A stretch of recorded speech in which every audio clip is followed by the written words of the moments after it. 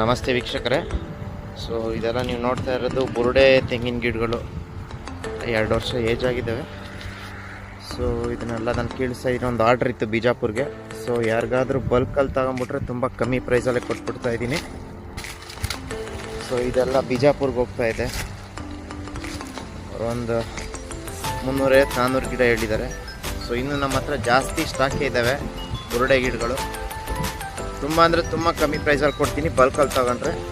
ಯಾರಿಗೆ ಬಲ್ಕಲ್ಲಿ ಬೇಕಾಗುತ್ತೆ ಸೊ ಅರುಣ್ ನರ್ಸರಿನ ಸಂಪರ್ಕಿಸ್ಬೋದು. ಈ ಥರ ಒಣಗರಿನೆಲ್ಲ ಕ್ಲೀನಾಗಿ ಕಟ್ ಮಾಡಿ ಬುರುಡೆ ಸಮೇತ ತಕ್ಕೊಡ್ತೀನಿ ಗಿಡಗಳನ್ನ.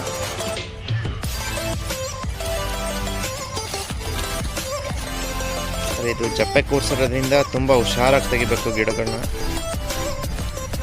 ಸೊ ನಿಮಗೆ ಯಾವುದೇ ಗಿಡಕ್ಕೆ ಒಂದು ಸ್ವಲ್ಪನೂ ಡ್ಯಾಮೇಜ್ ಆಗದಿರೋ ರೀತಿ ಬುರುಡೆ ಸಮೇತ ಗಿಡಗಳನ್ನ ಕಿತ್ಕೊಡ್ತೀವಿ. ಸೊ ಯಾರಿಗಾದ್ರೂ ಬೇಕಿತ್ತು ಅಂದರೆ ಬಲ್ಕಲ್ಲಿ ಅರುಣ್ ನರ್ಸರಿನ ಸಂಪರ್ಕಿಸ್ಬೋದು.